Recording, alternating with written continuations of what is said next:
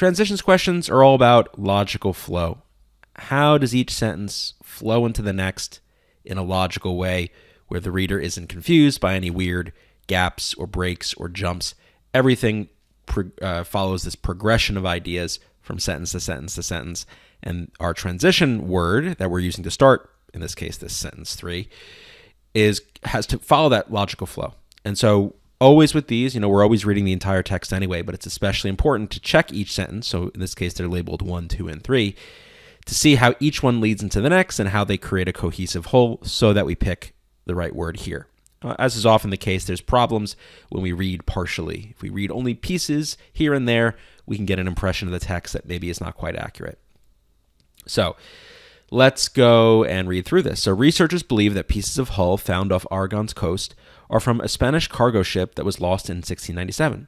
Stories passed down among the area's confederated tribes of Silet's Indians support this belief. Blank, Silet stories describe how blocks of beeswax, an item the ship had been carrying, began washing ashore after the ship was lost. So we see here this general statement, what they believe about this hull of the ship, and then we have the beginnings of reasons why they would believe that, or at least evidence that supports the belief. So stories passed down support this belief.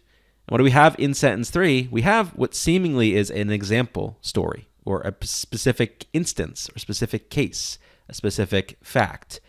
So in that case, we're probably looking for something like a for example, because this sentence is an example of the kinds of stories passed down and what those stories show about the origin of the ship and the connection of the ship to this Spanish cargo ship that sunk in 1697.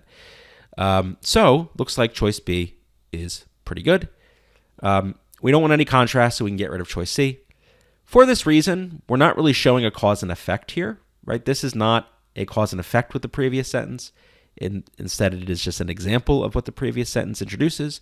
That likewise may seem pretty tempting because, that sentence 3 is kind of in the same universe as sentence 2 because it's an example of the kinds of stories that we're told. But likewise would be used if we're giving another example. So if we already had presented a story or set of stories that showed the connection of this hull to this lost ship, and then we give another story, then that's where something like likewise might make sense because you're giving another similar example. But since we're introducing an example here, we want to go more with choice B.